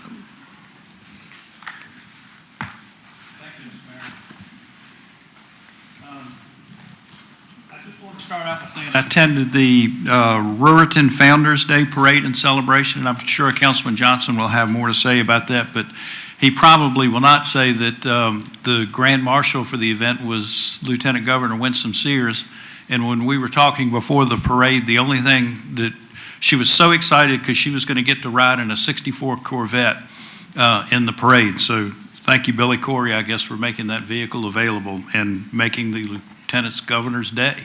I also want to thank Ron Williams, Andy Owens, Susan Draper, and Billy Butt for hosting the first of what I hope will be an annual event, and that was the Tax Relief Seminar, to explain in greater detail the programs that are available to assist those those families and individuals that may be eligible for property and real estate tax relief. The event was very well attended. And I think those that attended came away with a much greater understanding of what is available and how to access those programs. And then we went to a ribbon cutting ceremony at the 4Kids building to open their new Financial Opportunity Center that will help families focus on getting themselves in the best possible shape financially. As the mayor pointed out during the event in his remarks, financial penalties and interest rates hit those who can least afford it the hardest, so educating folks on how to keep themselves moving in a positive direction can save them a lot of money in the long run. And then I want to thank the Commonwealth's attorney for giving me a very informative tour of her offices and introducing me to her staff. That was a well-spent afternoon. And then finally, on Memorial Day, I want to thank the American Legion Nansemond Post 88 for hosting the Memorial Day program at the Albert G. Horton Jr. Veteran Memorial Cemetery. The event was very well done and was a very meaningful ceremony as we honored the over 1 million men and women who have given their lives to protect the freedoms that we enjoy today and unfortunately sometimes take for granted. And then I've talked to the mayor and the city manager about this. Hopefully next year the city of Suffolk can also include a wreath that can be presented along with some of the other wreaths that got presented that day. And then last Saturday, I hauled my kayak down to the Constance Wharf Marina and participated in the Clean the Bay Day. It's amazing the kind of trash that you can find built up in the reeds along our river. And I pulled out everything from one of those big plastic tubs to a light bulb and probably everything in between. And I apologize to the person whose chicken bone that I pulled out of the reeds, that I guess they had set it in there. We're going to come back later and look for crabs. But that was an inadvertent casualty of the day. But I think we served a greater good. Let's see, I also went to the ribbon cutting ceremony with Councilman Bennett and Vice Mayor Ward for the Cypress Park Pool. That is going to be a tremendous, great asset to the surrounding neighborhood and to the city as a whole. And I was impressed because just with all of the new and upgraded facilities that the Parks and Recreation has been involved with, the pool is a first-class facility, and I think the city can take a lot of pride in it. And then just this past Monday, the city manager, along with the deputy city manager, Kevin Hughes, and the director of economic development, Nick Langford, and the business development manager, Dina Holt, we took a field trip both to Edenton and Elizabeth City, where we were joined there by several business owners and stakeholders in our own downtown district, and basically in a fact-finding mission to find out how towns like Edenton and Elizabeth City create success and then build on those success. So I think in the coming months and whatnot, you'll hear a little bit more about that. And then finally, if you were watching Jeopardy last night, you'll notice that Suffolk got sort of a semi-shout out.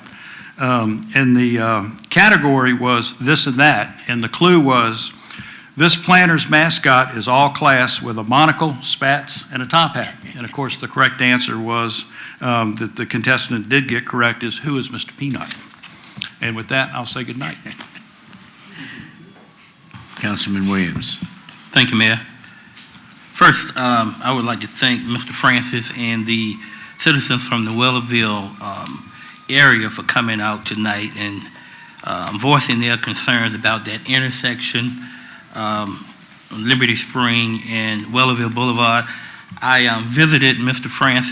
Francis there, and it's a really bad intersection that needs to be addressed, hopefully in the years to come or in the next CIP. But again, thank you for coming out and voicing your concerns. Also, I'd like to thank Mr. Green for coming out and voicing his concerns about Willow Street. Like Mr. Green mentioned, a lot of the other streets around his street actually has been paved and got guttering and sidewalks. So thank you for coming out, Mr. Green. We've listened, we're listening, and hopefully staff can get back with you and be able to give you some type of direction as to what's going on with your street. Also, I attended the Saratoga, Philadelphia Civic League meeting on yesterday, and I have a list of some concerns, and the other ones we'll talk during our bi-monthly meetings, Al. One of the concerns is the potholes in the 400 block of Welland Street. Most of these are potholes. Potholes in the 500 and 600 blocks of Kilby Avenue. Potholes in the 600 block of Battery Avenue. Potholes across the railroad track on Welland Street. The Civic League would also like to see more of a police presence between the hours of 4 p.m. and 12 a.m. That's when there's a lot of speeding going on in the area. Even though we got the stop signs put up and the little rumble strips in some of the areas, however, people are still flying down those streets. And it's normally around that time, 4 p.m. to 12 a.m. So if we could possibly get the police maybe just to patrol that area during those times a little more. I would also like to, I would like to offer my condolences to the family of the late Willie Covington. He was a pillar of the community. He's truly going to be missed. Also to the family of the late Doug Jones. Again, another pillar of our community. And with that, I'd like to say good night. Councilman Fawcett. Thank you, Mayor. One item I wanted to, and I forgot to earlier when we were getting the presentations from all the staff, is I wanted to thank the Obici Health Foundation.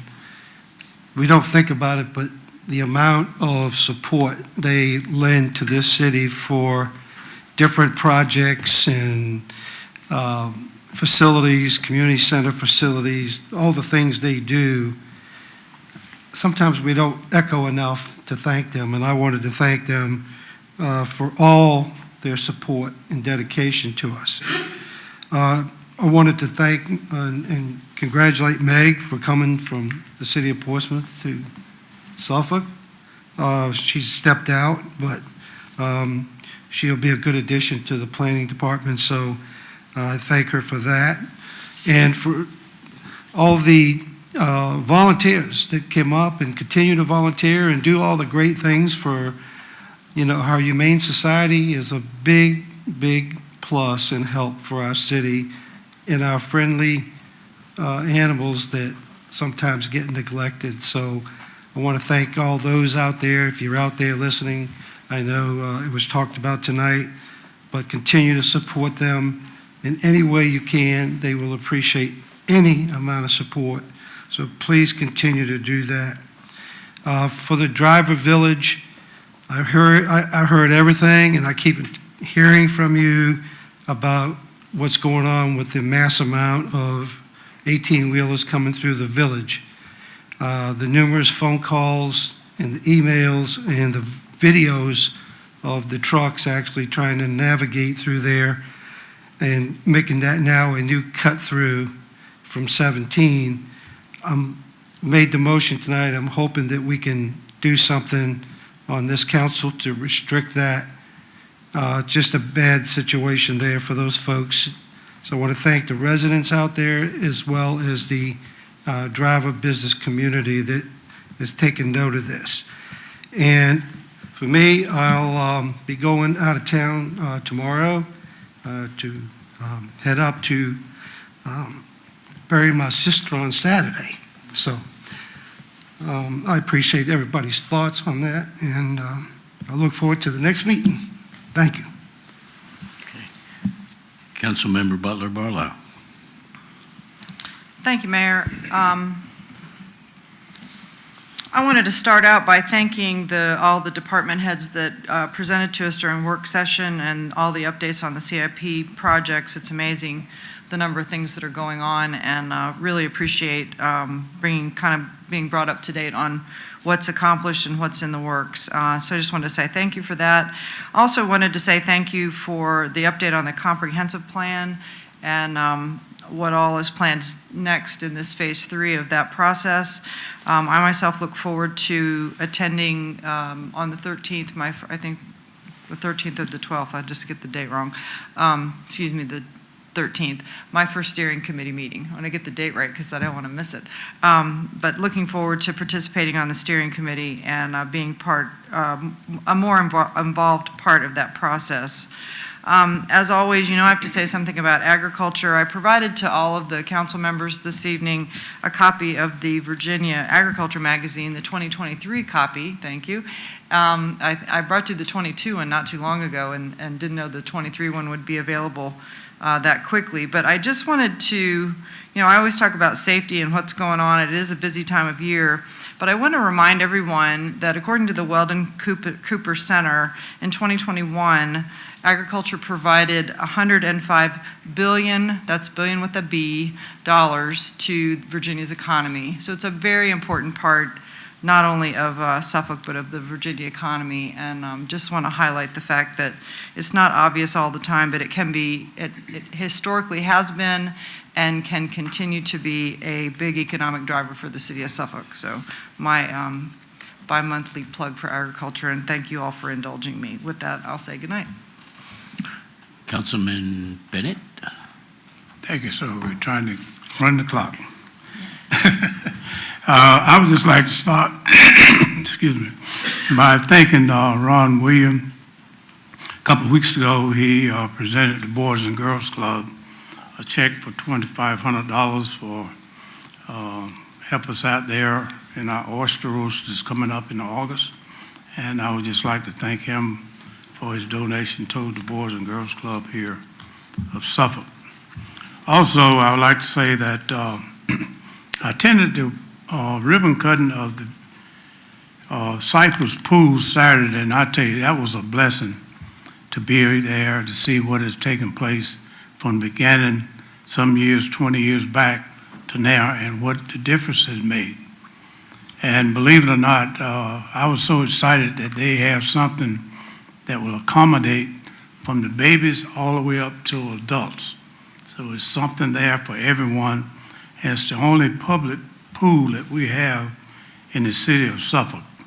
It was a very diverse group of people there, and I hope the people will enjoy it and take care of it. They have another little park area for the kids that was presented to as well, that HRSD funded, didn't cost the city anything. So I think that's a great tool for our young people to have access to during the summer. And Mr. William Blair is no longer with us, but I would just like to say to his family, he usually would support 18 children each year, and he would fund them to get swimming lessons. He came to me and said there were so many kids that were losing their lives because they didn't have the opportunity to learn how to swim. And he took it upon himself to donate every year, and I think the family is still doing it, to start that with funding when that pool opened, to fund kids to learn how to swim, at least 18 a year. And I cannot thank that family enough for what they have done through the years and are still doing.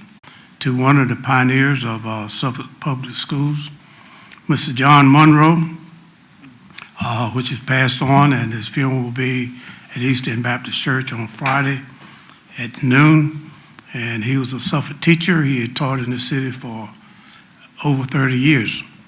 And we have a lot of students that said what he had done in their lives to change them, and what he did to mentor them and change their lives and turn their lives around and make them productive citizens. So with him, I would just like to say my condolences to the family, and may Godspeed to them. I would also like to say to the police department, I see where you're having a new badge pending, and I think you all are actually, to me, is doing an outstanding job of recruiting. 14 new police officers getting ready to come to Suffolk on the street. You all should be commended for all that you are doing to recruit these new recruits that want to come in the public safety world. And I want to pass that on. We cannot thank you all enough, and all your recruitments that you're doing to keep our city safe. And with that, I'll say good evening. Councilman Johnson? What a remarkable city we live in when you sit here and listen to all these council people tonight. I don't like being last. they say all the good stuff, but I'll start off with recognizing the Holland Rurton Parade one more time.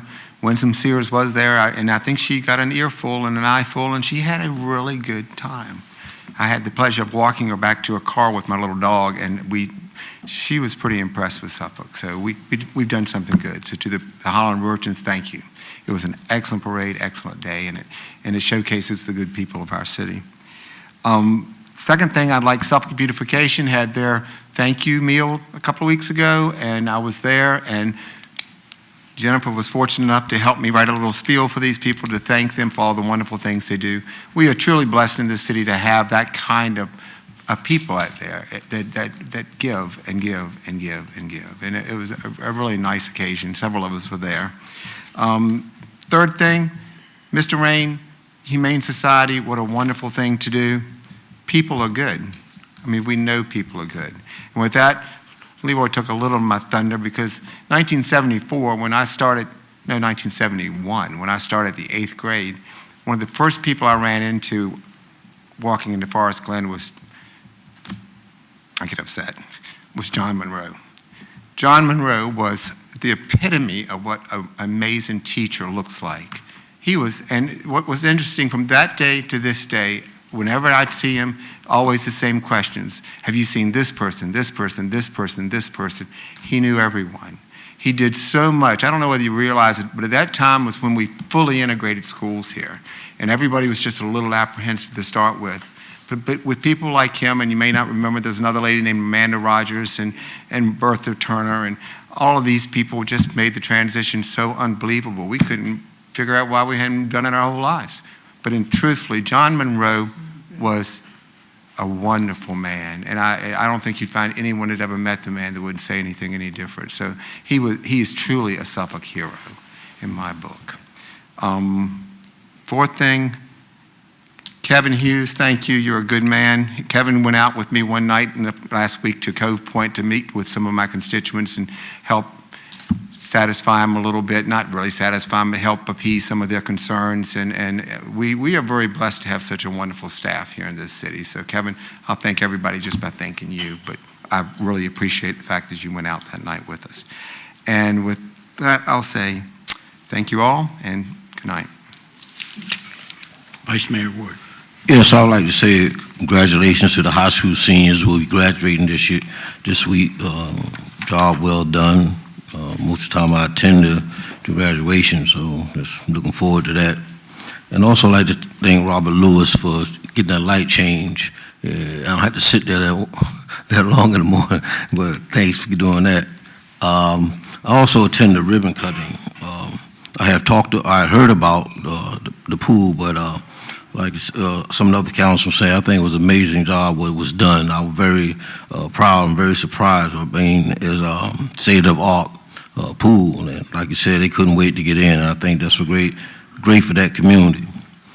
And I don't know if many of y'all do know, but 2.5 weeks ago, my daughter had a little baby, and she happened to be some situation, but she's in the CHKD, and so this has kind of been a tough couple of weeks for me.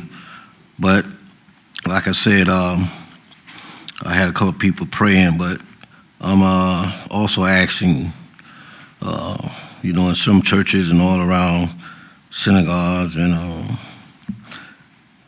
temples, you have prayer warriors. So I'm asking some of the prayer warriors of Suffolk, praying for my granddaughter. Hopefully she keep improving. So like I say, I do believe in prayer works, so everything will be all right. But like I said, prayer warriors, just go ahead and pray for my granddaughter.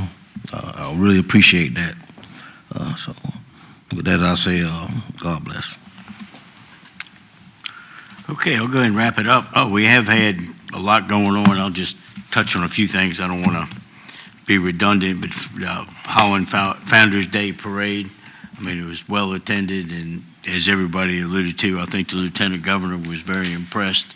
Not that she hadn't been to our city before, but like I said, we're not a our city encompasses a lot of different areas and demographics and facets, and this was another one that she was able to see. But the idea that the Rotary Club was actually founded in the United States in that location just blows my mind. Of all the, all across the United States, it started in Holland. So that's kind of unusual in itself. Not a couple of days later, the manager and Deputy Manager Hughes and our Economic Development Department Director, Nick Langford, we went to the Navy Cyber Command and visited with Vice Admiral Oshbach, which I think that's how we pronounce her name. And we met with her last year, and having a little bit of time in the military myself, to see someone with 3 stars is just blows my mind. I mean, I went 10 years in reserves and saw 1 star one time, but we have a 3-star command right there in Suffolk. Very few people actually know about it. They employ about 600 people, and I can only imagine the economic, I mean, I know that economic impact is there, but I was trying to put a number to it. And it's just, we're really blessed to have that presence. And one thing that she expressed is she wanted her command and the individuals that she commands to be more involved with the community. I mean, she came out and said, what can we do? How can we partner with the city of Suffolk? So I'm looking forward to continuing that discussion with her and see how we can partner with those type of resources and those individuals for the betterment of our city overall. The 4Kids Financial Opportunity Center, Councilman Rector alluded to that. I mean, there were 2 big donations for that. Dominion Power donated either 250 or 300. Oh, Virginia Natural Gas. Virginia Natural Gas, excuse me, we'll get it out the right way. Thanks, John. Virginia Natural Gas, they donated 250 grand, is that right? Or is it 300? There's a 250 and a 300. But anyhow, $550,000 donated towards that project, which was phenomenal. And I talk about it all the time, interacting with people on a daily basis when it comes to a large purchase and financing. And just like I mentioned before, in most cases, the individuals, unfortunately, in our country who can afford it the least, lots of times end up paying the most, just because they have not had the resources to be directed to be set in the right direction for their finances, regardless of what their income is. Everything today is computer-based, credit score-based, and unfortunately, we have a lot of the haves and the have-nots. So I'm elated that they are providing that type of information to individuals who come in. Our Public Safety Committee, hadn't mentioned that, on the 24th, we had our first Public Safety Committee meeting. And it was more of an organizational meeting than anything else. But we had everyone at the table, the manager, the police chief, the fire chief, the Commonwealth's attorney's office, our attorney, I don't know who else we have, but staff. I mean, we had the sheriff's department, the sheriff was there, representation for sheriff. So we had everybody at the table that is either directly or indirectly responsible for the safety of our citizens. I made it clear that it wasn't an oversight committee. It's not a crime committee. Yes, crime is part of public safety, but it's not all of public safety. And it's the first time to my knowledge that we've had all those individuals sitting down at the table at one time. And it's all going to be really for one purpose, and that's communication, to be able to communicate with our citizens. And we'll be working on a plan to make that happen. I've said it before, no one knows what's needed more in a particular community than the people that live in that community. You can tell me about it, I could go walk it, I could go look at it, but if you live it, you know exactly what it is. You may know if a light over here makes a difference. You may know that at particular times of the night, there's certain activity going on in a particular place. And we're going to create that ability to communicate and hopefully efficiently communicate, and also have a means to match or partner with those particular areas, to partner with individuals and groups that are willing to volunteer a particular service. I'm getting a note. Oh, yeah, we're talking about doing a portal for people on the internet to be able to do it. Anything we can do to open up the lines of communication to find out, to be able to get more information, to find out really what people want, either anonymously or not, it won't make any difference. And then be able to brainstorm put all those heads together with those combined resources, say, okay, this sounds legit to me, how can we make that happen? And lots of times we talk about a lot of things that just, we're not going to change society overnight. We didn't get where we were overnight. I mean, I look back at what was going on, and most of us up here, I think the expression is have a few whiskers, I think was my dad saying, we all got a few whiskers up here. Not you, but Shelley, not you. You don't have any whiskers. But, I mean, it's a thing that has to do with age. And I'm not going there either, so don't get me wrong. But, so I can get in trouble anyway. So, I mean, but bottom line is, there's certain things we talk about. I go to regional meetings, we talk about certain things. And they're great ideas, but we're not going to get everybody a job overnight. We're not going to get 2 parents in everybody's house. But what can we do? What's the low-hanging fruit? What can we do right now that makes a difference? What can we do right now so our citizens, to what extent they can make a difference? So I'm very excited about getting this off the ground. I think our next meeting is in July. I'm not exactly sure what date, but we're going to meet every other month. And the vice chair is Ms. Neandra Plez, our Commonwealth's attorney, and Councilman Fawcett's on the committee, and Councilman Bennett's on the committee from council as well. So I think we've got a diverse group of people out there that represent our citizens. So enough about that. The Keep Suffolk Beautiful, Clean Commission Appreciation event did an excellent job, by the way, Councilman Johnson. And we also had, who's my Eagle guy? God, does the Eagle Rescue, Harvey Hendrick. I'll get him. Say again? Yeah, something like that. That's not his name. He's a pretty cool guy, though. He's a former Marine, and he's been by the dealership before and does bald eagle rescue along with some. And it doesn't sound like much, but that's a big deal. I mean, he went through like a year and a half's worth of qualifications to be approved by the federal government to be able to rescue bald eagles, and that's right here in our city as well.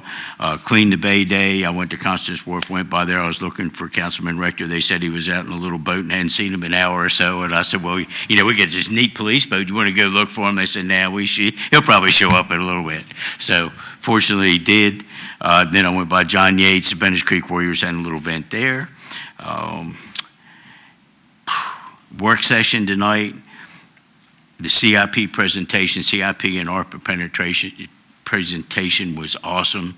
If you want to see where our money's going in the projects that are in different stages throughout the city, I've got the manager sending everybody a copy of it. I'm going to be visiting with some people Friday morning, and to have that, I mean, it really breaks down how much we have going on and where our resources are being spent.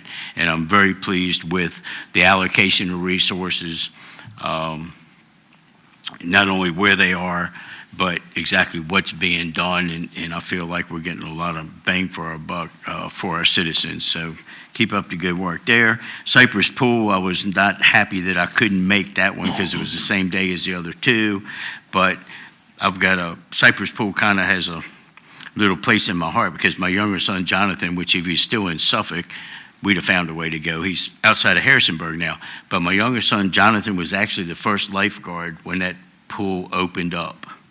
They were looking for a lifeguard. He was all of 16 years old, just got his life-saving thing, and they were looking for a lifeguard, and I don't know how they ended up with him because I really wasn't involved with the city. But that was one of the greatest summers they ever had. So to give you an idea, I think I can tell how long the pool's been there because he was 16 years old and he's 44 now, so y'all do the math. That was like 28 years ago, so that would mean that pool opened up around 1995. But it was, he had just gotten his driver's license, and he went out there in the morning and spent the whole day. And like I said, it was one of the best summers that he experienced working there. And the next year, they called back and see if he was still available, which he wasn't. He said, "We're having a hard time getting a lifeguard. We'll pay him some more money." And I said, "Well, he's doing something else," but he loved it. Ms. Pettinger, welcome to the planning department. I know you're coming from Portsmouth, and I love Mayor Glover and everything, but you could be a lot busier here in Suffolk, that I can guarantee you. But you're working with a great staff. And I'll wrap it up with, so kind of saving the best for last. This afternoon, I was at the Virginia Beach Convention Center and attended the Valor Awards for recognizing first responders, firefighters, and policemen throughout Hampton Roads.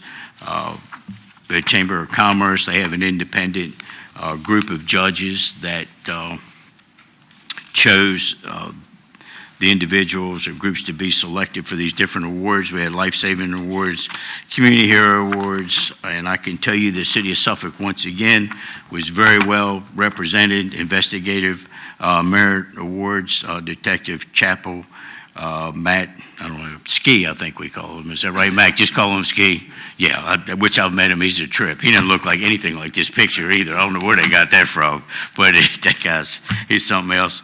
Detective Sergeant Casey Thomas were recognized for investigative awards and Valor Awards. We had Detective Green, Officer Kaiser, and Battalion Chief Chuck Knight were also recognized for their heroic actions involving a fire and the rescue of 2 children in a residence this year. So we were very, very well represented, and all the rest of the cities were jealous, as they usually are, I think, anyhow. So with that, I'll go ahead and wrap it up so we get to the basketball game. It won't take you too long to get home, and my quote of the night is from Maya Angelou, who's one of my favorites with Teddy Roosevelt and some other ones. And this one is, and I quote, "Do the best you can until you know better. Then when you know better, do better." And with that, I'll say good evening and ask for motion for adjournment. Councilman Fawcett. Move to approve. Got a motion to adjourn from Councilman Fawcett. Councilman Williams. Second that. Second from Councilman Williams. Any discussion of the motion? Hearing none, council members prepare to vote. Please cast your vote. Madam Clerk, please record the vote. Motion is approved by a vote of 8-0. This meeting stands adjourned.